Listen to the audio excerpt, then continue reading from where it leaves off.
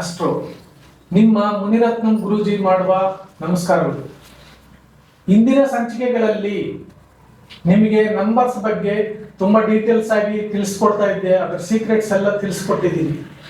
ಈಗ ಈ ಸಂಚಿಕೆಯಲ್ಲಿ ಒಂದು ಮುಖ್ಯ ವಿಚಾರ ಏನಪ್ಪಾ ಅಂತಂದ್ರೆ, ಒಂದು ಡೇಟ್ ಆಫ್ ಬರ್ತ್ಗೆ ಹೆಸರು ಅದು ನಿಮ್ ಲಕ್ಕಿಯೆಸ್ಟ್ ನಂಬರ್ ತರ ಬರುತ್ತಾ, ಅದು ನಿಮ್ಗೆ ಸಕ್ಸಸ್ ಕೊಡುತ್ತಾ, ಇಲ್ಲ ಫೈಲ್ಯೂರ್ಸ್ ಇರುತ್ತಾ ಅಂತ ನೀವು ತಿಳ್ಕೊಬೇಕಾದ್ರೆ ಈಗ ಒಂದು ಕಸ್ಟಮರ್ದು ಡೇಟ್ ಆಫ್ ಬರ್ತ್ ಮತ್ತೆ ಅವ್ರ ಹೆಸರು ತಕೊಂಡು ಕೂಲಂಕುಷವಾಗಿ ಹೇಳ್ತೀನಿ. ನೀವು ಕೂಡ ಬರ್ಕೊಳ್ಳಿ, ನಿಮ್ ಡೇಟ್ ಆಫ್ ಬರ್ತ್ ಇದ್ರೆ ಕ್ಯಾಲ್ಕುಲೇಷನ್ ಮಾಡೋದು ಯಾವ ತರ, ಮತ್ತೆ ನಿಮ್ ಲಕ್ಕಿಯೆಸ್ಟ್ ನಂಬರ್ ಅಂದ್ರೆ ನೇಮ್ ನಂಬರ್, ಲಕ್ಕಿ ನಂಬರ್ ಯಾವ ತರ ಸೆಟ್ ಮಾಡೋದು, ಅದಕ್ಕೆ ಯಾವ ತರ ಪದ್ಧತಿಯನ್ನು ಉಪಯೋಗಿಸ್ತಾರೆ, ಏನೇನ್ ನೋಡ್ತಾರೆ, ಆ ವಿಚಾರಗಳನ್ನ ಈ ಸಂಚಿಕೆಯಲ್ಲಿ ನಿಮ್ಗೆ ಆ ಸೀಕ್ರೆಟ್ ಅನ್ನೋದು ತಿಳಿಸ್ಕೊಡ್ತೀನಿ. ಯಾರ್ಯಾರು ಇವಾಗ ಹೊಸದಾಗಿ ಚಾನಲ್ ನೋಡ್ತಾ ಇದ್ದೀರಾ ಸಬ್ಸ್ಕ್ರೈಬ್ ಮಾಡ್ಕೊಳ್ಳಿ, ಮತ್ತೆ ಲೈಕ್ ಮಾಡಿ. ನಿಮಗೆ ನಾನು ಹಾಕೋ ವಿಡಿಯೋಗಳಲ್ಲಿ ತುಂಬಾ ಇಂಪಾರ್ಟೆಂಟ್ ವಿಚಾರಗಳು ನಿಮ್ಗೆ ಗೊತ್ತಾದಾಗ ನಿಮ್ಮ ಡೇಟ್ ಆಫ್ ಬರ್ತ್ಗೆ ನಿಮ್ಮ ಹೆಸರು ಪರ್ಫೆಕ್ಟ್ ಆಗಿ ಇದೆಯಾ ಇಲ್ಲ ಅಂತ ನಿಮ್ಗೆ ಗೊತ್ತಾಗುತ್ತೆ. ಬನ್ನಿ ನೋಡೋಣ. ಒಂದು ಡೇಟ್ ಆಫ್ ಬರ್ತ್ 22/1/1992. ಇದು ನನ್ನ ಕಸ್ಟಮರ್ದು ಡೇಟ್ ಆಫ್ ಬರ್ತ್. ಅವ್ರು ಹೇಳಿದ್ರು ನನ್ನ ಹೆಸರು ಕರೆಕ್ಟ್ ಆಗ ಇದೆಯಾ ಇಲ್ವಾ ಅಂತ ತಿಳಿಸ್ಕೊಡಿ ಅಂತ. ನಾನು ಅವ್ರು ತಿಳಿಸೋದಕ್ಕೇನೆ ನಿಮ್ಗೆ ಇದನ್ನ ವಿಡಿಯೋ ಮುಖಾಂತರ ತಿಳಿಸ್ತಾ ಇದ್ದೀನಿ. 22/1/1992 ಇವ್ರ ಡೇಟ್ ಆಫ್ ಬರ್ತ್ ಅಂದ್ರೆ ಬರ್ತ್ ನಂಬರ್ 4 ಆಗುತ್ತೆ.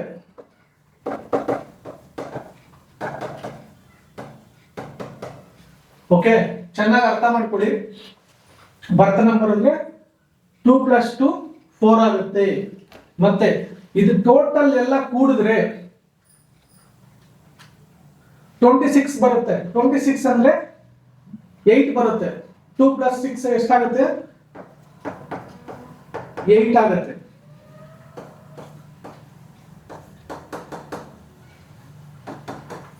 ಡಿಸ್ನಿ ನಂಬರ್ 8 ಬರುತ್ತೆ. ಚೆನ್ನಾಗಿ ಅರ್ಥ ಮಾಡ್ಕೊಳ್ಳಿ. ಒಂದು ಡೇಟ್ ಆಫ್ ಬರ್ತ್ ನ ಫಸ್ಟ್ ಯಾವ ರೀತಿ ತಗೋಬೇಕು, ಫಸ್ಟ್ ಹೆಸರು ಬರ್ಕೋಬೇಕು, ಡೇಟ್ ಆಫ್ ಬರ್ತ್ ಹಾಕೊಂಡು ಫಸ್ಟ್ ಬರ್ತ್ ನಂಬರ್ ತಗೋಬೇಕು. ಫಸ್ಟ್ ಇದು ಸಿಂಗಲ್ ಡಿಜಿಟ್ ಅಲ್ಲಿ ಇದ್ರೆ ಸಿಂಗಲ್ ಆಗಿ ಇದು ಮಾಡ್ಕೋಬೇಕು, ಡಬಲ್ ಡಿಜಿಟ್ ಇತ್ತು ಅಂದ್ರೆ ಅದನ್ನ ಸಿಂಗಲ್ ಮಾಡ್ಕೋಬೇಕು. ಚೆನ್ನಾಗಿ ಅರ್ಥ ಮಾಡ್ಕೊಳ್ಳಿ. ಬರ್ತ್ ನಂಬರ್ 4 ಬಂದಿದೆ, ಇದು ರಾಹು ನಂಬರ್, ಚೆನ್ನಾಗಿ ಅರ್ಥ ಮಾಡ್ಕೊಳ್ಳಿ. ಆಮೇಲೆ ಡಿಸ್ನಿ 8 ಬಂದಿದೆ, ಇದು ಶನಿ ನಂಬರ್. ಅಂದ್ರೆ ಈ ಕಾಂಬಿನೇಷನ್ ಬಂದಾಗ ತುಂಬಾ ಏರಿಳಿತಗಳು ಅನ್ನೋದು ಇರ್ತದೆ. ಆ ತರ ಇದ್ದಾಗ ನಮ್ಮ ಹೆಸರನ್ನ ಈ ಬರ್ತ್ ನಂಬರ್ಗೆ ಮತ್ತೆ ಡಿಸ್ನಿ ನಂಬರ್ಗೆ ಪರ್ಫೆಕ್ಟ್ ಆಗಿ ಸೆಟ್ ಮಾಡ್ಕೊಂಡ್ರೆ, ಅದ್ರ ಪದ್ಧತಿ ತೋರಿಸ್ತೀನಿ ಯಾವ ತರ ಸೆಟ್ ಮಾಡ್ತಾರೆ ಅಂತ. ಆ ತರ ಸೆಟ್ ಮಾಡಿದಾಗ ಈ ಪ್ರಾಬ್ಲಮ್ ನಿಂದ ಸ್ವಲ್ಪ ಆಚೆ ಬರ್ತಾರೆ. ಚೆನ್ನಾಗಿ ಅರ್ಥ ಮಾಡ್ಕೊಳ್ಳಿ. ಈಗ ಬರ್ತ್ ನಂಬರ್ ನೋಡಿದ್ವಿ, ಡಿಸ್ನಿ ನಂಬರ್ ನೋಡಿದ್ವಿ. ಈಗ ಇವ್ರ ಹೆಸರು ನೋಡೋಣ. ನೋಡಿ, ರಾಮಚಂದ್ರ ಅಂತ ಇವ್ರ ಹೆಸರು, ಅದಕ್ಕೆ ಆಲ್ಫಾಬೆಟ್ಸ್ ಕೊಟ್ಟಿದ್ದೀನಿ. ಇದು ಬಂದ್ಬಿಟ್ಟು 29 ಅಲ್ಲಿ ಇದೆ ಈ ನೇಮ್ ನಂಬರ್. 29 ಬರುತ್ತೆ ಈ ನೇಮ್ ನಂಬರ್. ಅಂದ್ರೆ 29 ಅಂದ್ರೆ ಕೂಡ ಮತ್ತೆ ಅದು 11 ಆಗುತ್ತೆ. 11 ಅಂದ್ರೆ ಮತ್ತೆ 2 ಆಗುತ್ತೆ. ಚೆನ್ನಾಗಿ ಅರ್ಥ ಮಾಡ್ಕೊಳ್ಳಿ. ಇವ್ರ ನೇಮ್ ನಂಬರ್ ಬಂದ್ಬಿಟ್ಟು 2. ಇವ್ರ ಡೇಟ್ ಆಫ್ ಬರ್ತ್ಗೆ ಲಕ್ಕಿ ನಂಬರ್ಸ್ ಯಾವುದು?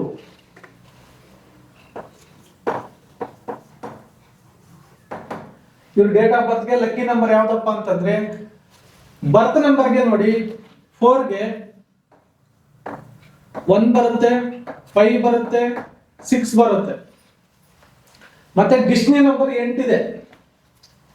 ಈ 8ಗೆ ಬಂದ್ಬಿಟ್ಟು 5 ಮತ್ತೆ 6 ಬರುತ್ತೆ. ಯಾವ ರೀತಿ ಸೀಕ್ರೆಟ್ ಬಿಡಿಸಿ ಹೇಳ್ತೀನಿ ಅಂತ ಹೇಳ್ತಾ ಇದ್ದೀನಲ್ಲ, ಇದೇ ಸೀಕ್ರೆಟ್.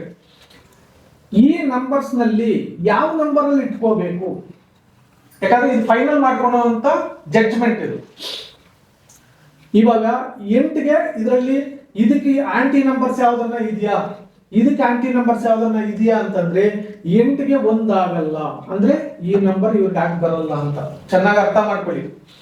8ಗೆ 1 ಆಗಲ್ಲ. ಇನ್ನ 4ಗೆ 5 6 ಎಕ್ಸಲೆಂಟ್ ಮ್ಯಾಚ್ ಆಗುತ್ತೆ. ಮತ್ತೆ 8ಗೆ 5 6 ಎಕ್ಸಲೆಂಟ್ ಮ್ಯಾಚ್ ಆಗುತ್ತೆ.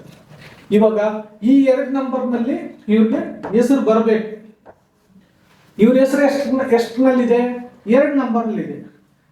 8ಗೂ 2ಗೂ ಆಗಲ್ಲ, 4ಗೂ 2ಗೂ ಆಗಲ್ಲ. ಅಂದ್ರೆ ಇವರು ಸಮಸ್ಯೆನಲ್ಲಿದ್ದಾರೆ ಅಂತ ಅರ್ಥ. ಮೊದಲೇ ರಾಹು ಸಂಖ್ಯೆ ಏನು ಬರ್ತ್ ನಂಬರ್, ಡಿಸ್ನಿ ನಂಬರ್ ಬಂದ್ಬಿಟ್ಟು 8, ಶನಿ ನಂಬರ್. ಈ ತರ ಇದ್ದಾಗ ಲೈಫ್ ಏರಿಳಿತಗಳು ಅನ್ನೋದು ಇರ್ತದೆ. ಜೊತೆಗೆ ಹೆಸರು ಕೂಡ ಕರೆಕ್ಟ್ ಆಗಿ ಸೆಟ್ ಆಗ್ತಾ ಇಲ್ಲ. ಅಂದ್ರೆ ಯಾಕಪ್ಪ ಅಂತಂದ್ರೆ ಇವೆರಡಕ್ಕೂ ಆಂಟಿ ನಂಬರ್. ಈ ನೇಮ್ ಟೋಟಲ್ 29 ಅಂದ್ರೆ 2 ಅಂದ್ರೆ 11 ಬರುತ್ತೆ, ಮತ್ತೆ ಅದನ್ನ ಸಿಂಗಲ್ ಡಿಜಿಟ್ ಮಾಡ್ಕೊಂಡಾಗ 2 ಆಗುತ್ತೆ. ಇದು ಆಗಿ ಬರಲ್ಲ. ಈಗ ನಮ್ಗೆ ಅರ್ಥ ಆಯ್ತು, ಈ ಡೇಟ್ ಆಫ್ ಬರ್ತ್ಗೆ ಡಿಸ್ನಿಗೆ ಈ ಹೆಸರು ಮ್ಯಾಚ್ ಆಗ್ತಾ ಇಲ್ಲ. ಇದನ್ನ ಒಂದು ಫೈನಲ್ ಜಡ್ಜ್ಮೆಂಟ್ ಅಂತ ಹೇಳ್ತೀವಿ. ಅಂದ್ರೆ ಇದನ್ನ ಯಾವ ರೀತಿ ಕ್ಯಾಲ್ಕುಲೇಷನ್ ಮಾಡೋದು? ಈಗ ಬನ್ನಿ ಇನ್ನ ಒಂದು ಮೆಥಡ್ ನೋಡೋಣ.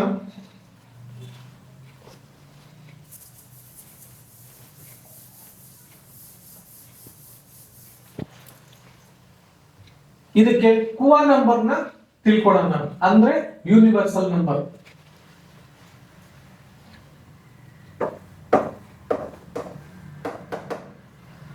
ಈ ಕುವಾ ನಂಬರ್ ಹೆಂಗಪ್ಪ ಕಂಡುಹಿಡಿಯೋದಂದ್ರೆ ಅದಕ್ಕೆ ಫೀಮೇಲ್ಗೆ ಒಂದು ಫಾರ್ಮುಲಾ ಇದೆ, ಮತ್ತೆ ಮೇಲ್ಗೆ ಒಂದು ಫಾರ್ಮುಲಾ ಇದೆ. ಫೀಮೇಲ್ಗೆ +4 ಆಡ್ ಮಾಡ್ಕೋಬೇಕು,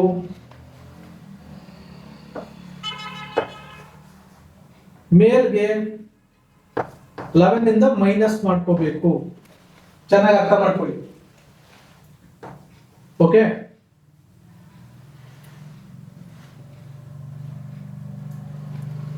ಇನ್ನ ಒಂದ್ ಸರ್ತಿ ಹೇಳ್ತೀನಿ ನೋಡಿ. ಈ ಫಾರ್ಮುಲಾ ಏನಪ್ಪಾ ಅಂತಂದ್ರೆ ಫೀಮೇಲ್ಗೆ ಒಂದು ಸಿಂಗಲ್ ಡಿಜಿಟ್ ನಂಬರ್ ಬರುತ್ತೆ, ಅದನ್ನ ಆಡ್ ಮಾಡ್ಕೋಬೇಕಾಗುತ್ತೆ. ಮೇಲ್ಗೆ 11 ಮೈನಸ್ ಮಾಡ್ಬೇಕಾಗುತ್ತೆ. ಇದು ಎಲ್ಲಿ ಮಾಡುತ್ತೆ, ಎಲ್ಲಿ ತಗೊಳೋದು, ಎಲ್ಲಿ ಮೈನಸ್ ಮಾಡ್ಕೊಳೋದು, ಪ್ಲಸ್ ಮಾಡ್ಕೊಳೋದು ಅಂತಂದ್ರೆ ಇಲ್ಲಿ ಮೈನ್ ಏನಪ್ಪಾ ಅಂದ್ರೆ ನಮ್ ಬರ್ತ್ ನಂಬರ್ ಇದಕ್ಕೆ ಹೋಗ್ಬೇಕು. ಬರ್ತ್ ಇಯರ್ ಇರುತ್ತಲ್ಲ ಇದು, ಇದನ್ನ ಕನ್ಸಿಡರ್ ಮಾಡ್ಬೇಕಾಗುತ್ತೆ. ಕುವಾ ನಂಬರ್ ತಿಳ್ಕೋಬೇಕಾದ್ರೆ ಈ ನಂಬರ್ ತಗೋಬೇಕಾಗುತ್ತೆ. ನಿಮ್ ಡೇಟ್ ಆಫ್ ಬರ್ತ್ಗೆ ಡೇಟು ಮಂತ್ ಬಿಟ್ಬಿಟ್ಟು ಇಯರ್ ಇರುತ್ತಲ್ಲ ಅದನ್ನ ಕನ್ಸಿಡರ್ ಮಾಡ್ಬೇಕಾಗುತ್ತೆ. ಇಲ್ಲಿ ನೋಡಿ 1 + 9 + 9 + 2 ಇದನ್ನ ಟೋಟಲ್ ಮಾಡ್ಬೇಕಾಗುತ್ತೆ.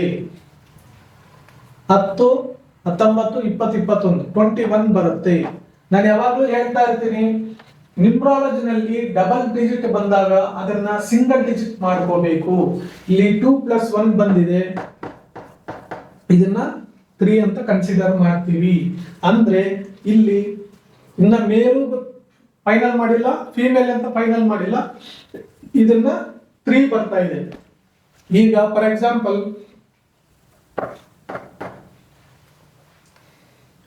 ಇದು ರಾಮಚಂದ್ರ ಅಂದ್ರೆ ಇದು ಮೇಲ್ ಆಗುತ್ತೆ.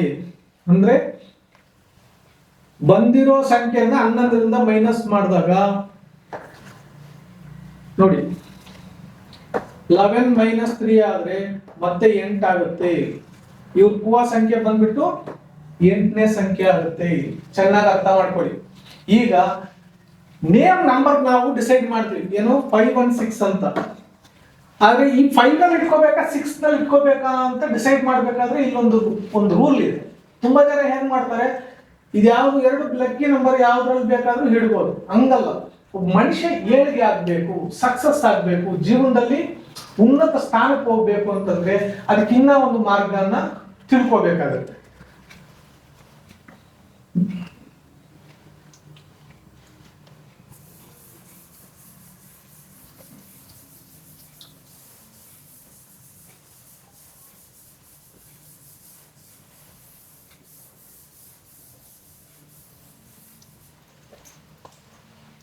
ಈಗ ನಾವು ಚಾಲ್ಡಿಯನ್ ಪದ್ಧತಿಯನ್ನ ನೋಡಿದ್ವಿ. ಈಗ ನಾವು ಚೈನೀಸ್ ನ್ಯೂಮರಾಲಜಿ ಪದ್ಧತಿಯನ್ನ ಕನ್ಸಿಡರ್ ಮಾಡಬೇಕಾಗುತ್ತೆ.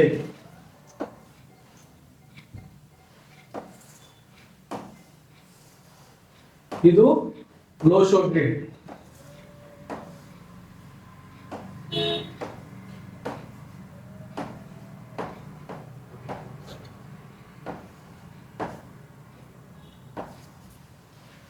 ಇದರ ಅರ್ಥ ಏನಪ್ಪಾ ಅಂದ್ರೆ ಇದನ್ನ ಲಕ್ಷ್ಮಿ ಯಂತ್ರ ಅಂತ ಕೂಡ ಕರೀತಾರೆ. ಚೆನ್ನಾಗಿ ಅರ್ಥ ಮಾಡ್ಕೊಳ್ಳಿ. ಇದನ್ನ ಯಾವ ಕಡೆಯಿಂದ ಕೂಡಿದ್ರು 50ನೇ ಬರುತ್ತೆ. ಅದಕ್ಕೆ ಹೇಳೋದು ನೇಮ್ನ ಸೆಲೆಕ್ಟ್ ಮಾಡಬೇಕು. ಸೆಟ್ ಮಾಡ್ಕೋಬೇಕಂದ್ರೆ ಈ ಗ್ರಿಡ್ ಅಲ್ಲಿ ನೋಡ್ಬೇಕು ಯಾವ ಯಾವ ಸಂಖ್ಯೆಗಳು ಬಂದಿದೆ, ಯಾವ ಯಾವ ಸಂಖ್ಯೆಗಳು ಬಂದಿಲ್ಲ ಅಂತ. ಈಗ ಇವ್ರ ಡೇಟ್ ಆಫ್ ಬರ್ತ್ ನ ಹಾಕೋಣ.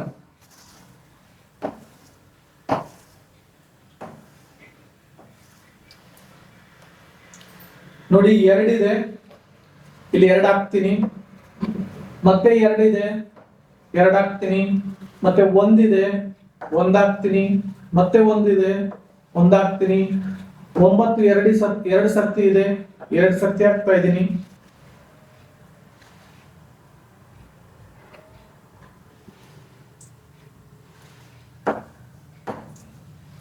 ಮತ್ತೆ 2 ಬಂತು 2 ಹಾಕಿದ್ದೀನಿ. ಮತ್ತೆ ಇನ್ನೊಂದೇನಪ್ಪಾ ಅಂದ್ರೆ ಬರ್ತ್ ನಂಬರ್ ಬಂದ್ಬಿಟ್ಟು 4 ಬಂದಿದೆ. ಮತ್ತೆ ಡಿಸ್ನಿ ನಂಬರ್ ಬಂದ್ಬಿಟ್ಟು 8 ಇದೆ. ಇದು ಹಾಕೋಬೇಕು. ಎಲ್ಲರೂ ತುಂಬಾ ಜನ ಏನ್ ಮಾಡ್ತಾರೆ ಅಂದ್ರೆ ಕುವಾ ನಂಬರ್ನ ಈ ಗ್ರಿಡ್ಗೆ ಆಡ್ ಮಾಡ್ತಾರೆ. ನಾನು ಅದನ್ನ ಕನ್ಸಿಡರ್ ಮಾಡಲ್ಲ. ರೀಸನ್ ಏನಪ್ಪಾ ಅಂದ್ರೆ ನಮ್ದು ವೈಬ್ರೇಷನ್ ನ್ಯೂಮರಾಲಜಿ ಪದ್ಧತಿ. ನಾನು ಪ್ರತಿಯೊಂದು ವಿಚಾರ ಟೈಮಲ್ಲಿ ಹೇಳ್ತೀನಿ ನಂಬರ್ಸ್ ವೈಬ್ರೇಷನ್ ಇರುತ್ತೆ ಅಂತ.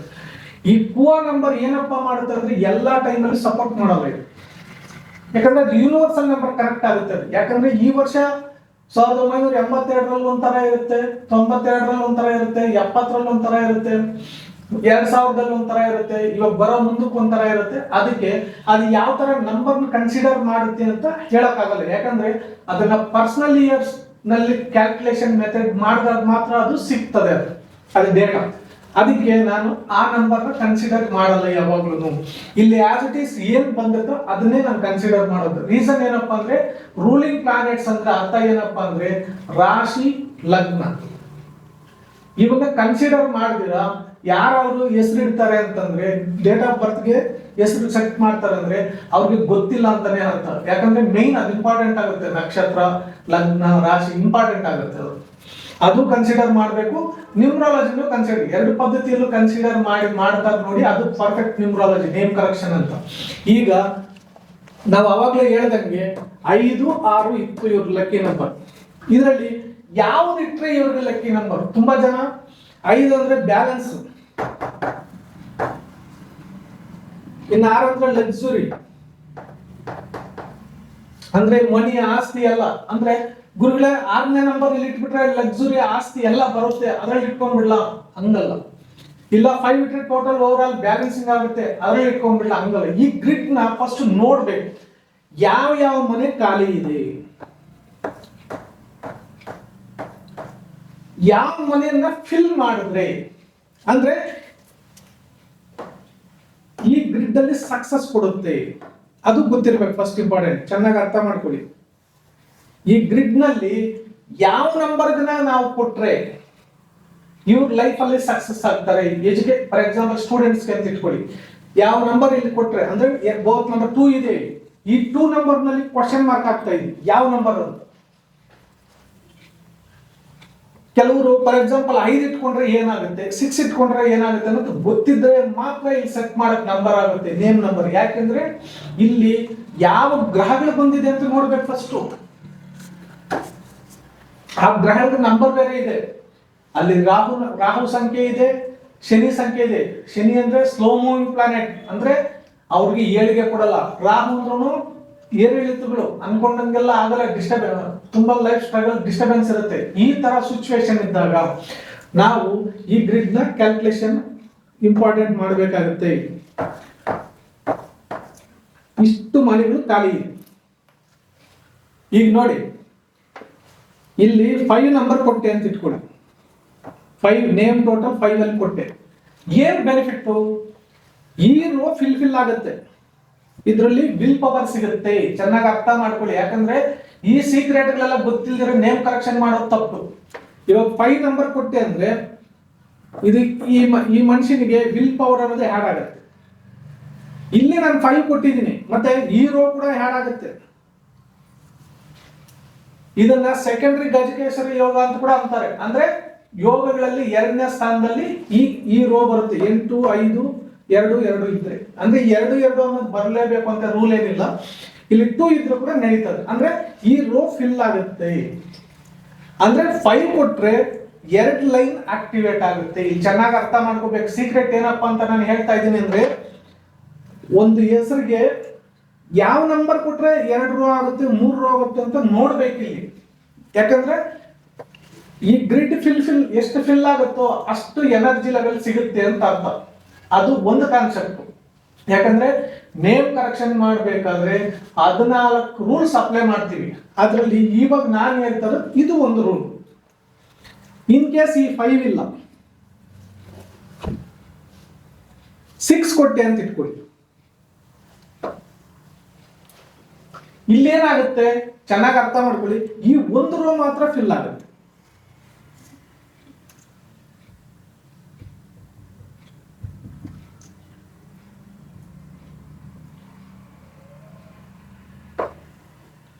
ಇದು ಕೊಟ್ಟಿಲ್ಲ ಅಂತ ಇಟ್ಕೊಳ್ಳಿ, 5 ಕೊಟ್ಟಿಲ್ಲ 6 ಕೊಟ್ಟು 8 ಇದೆ ಮತ್ತೆ 1 ಇದೆ 6 ಇದೆ. ಇದು ಬಂದ್ಬಿಟ್ಟು ಈ ರೋ ಮಾತ್ರ ಫಿಲ್ ಆಗುತ್ತೆ. ಈ ನಂಬರ್ ಬೇರೆ ಯಾವ ಮನೆಗೂ ಕನೆಕ್ಟ್ ಆಗಲ್ಲ. ಚೆನ್ನಾಗಿ ಅರ್ಥ ಮಾಡ್ಕೊಳ್ಳಿ. ನ್ಯೂಮರಾಲಜಿನಲ್ಲಿ ಒಂದು ನೇಮ್ ಕರೆಕ್ಷನ್ ಮಾಡಬೇಕಾದ್ರೆ, ನೇಮ್ ಫೈನಲ್ ಮಾಡಬೇಕಾದ್ರೆ ಬಾರಿ ಚೆನ್ನಾಗಿ ಗೊತ್ತಿದ್ರೇನೆ ಮಾತ್ರ ಮಾಡಕ್ಕಾಗೋದು. ಅಂದ್ರೆ ಲಕ್ಸುರಿ ಲೈಫ್ ನಂಬರ್ ಇದು. ಈ ಡೇಟ್ ಆಫ್ ಬರ್ತ್ಗೆ ಲಕ್ಸುರಿ ನಂಬರ್ ಇದು. ಇದು ಕೊಟ್ರೆ ಏನಾಗುತ್ತೆ ಅಂದ್ರೆ ಬ್ಯಾಲೆನ್ಸಿಂಗ್ ಅನ್ನೋದು ಮಿಸ್ ಆಗ್ಬಿಡುತ್ತೆ. ಚೆನ್ನಾಗಿ ಅರ್ಥ ಮಾಡ್ಕೊಳ್ಳಿ. ಇಲ್ಲಿ ಬ್ಯಾಲೆನ್ಸಿಂಗ್ ನಂಬರ್ ಇಲ್ಲ. ನಾವೇನ್ ಮಾಡ್ಬೇಕಪ್ಪ ಅಂದ್ರೆ ಇಲ್ಲಿ ಲಕ್ಸುರಿ ನಂಬರ್ನ ನೋಡಬಾರ್ದು. ಚೆನ್ನಾಗಿ ಫೈಂಡ್ ಔಟ್ ಮಾಡ್ಕೊಳ್ಳಿ. ಬೇಕಾದ್ರೆ ಬರ್ಕೊಂತ ಇದ್ದೀರ ಅಂದ್ರೆ ನೀಟಾಗಿ ನೋಟ್ ಮಾಡ್ಕೊಳ್ಳಿ. ಈ 5 ನಂಬರ್ ಗನ ಕೊಟ್ರೆ 2 ರೋ ಫಿಲ್ ಆಗುತ್ತೆ ಮತ್ತೆ ಓವರ್ ಆಲ್ ಇದನ್ನು ಬ್ಯಾಲೆನ್ಸ್ ಮಾಡುತ್ತೆ. ಆವಾಗ ಈ ಡೇಟ್ ಆಫ್ ಬರ್ತ್ಗೆ 5 ನಂಬರ್ ಅನ್ನೋದು ಫೈನಲ್ ಆಗುತ್ತೆ. ಈಗ ಅರ್ಥ ಮಾಡ್ಕೊಂಡಿದ್ದೀರಾ ಅನ್ಕೊಂಡಿದ್ದೀನಿ. ಈ ಡೇಟ್ ಆಫ್ ಬರ್ತ್ಗೆ ಟೋಟಲ್ 5 ನಂಬರ್ ಲಕ್ಕಿ ನಂಬರ್ ನಲ್ಲಿ ಹೆಸರಿಟ್ರೆ ಪರ್ಫೆಕ್ಟ್ ಆಗಿ ಸೆಟ್ ಆಗುತ್ತೆ. ಇಲ್ಲಿ ಇನ್ನೊಂದು ಇಂಪಾರ್ಟೆಂಟ್ ಇದೆ.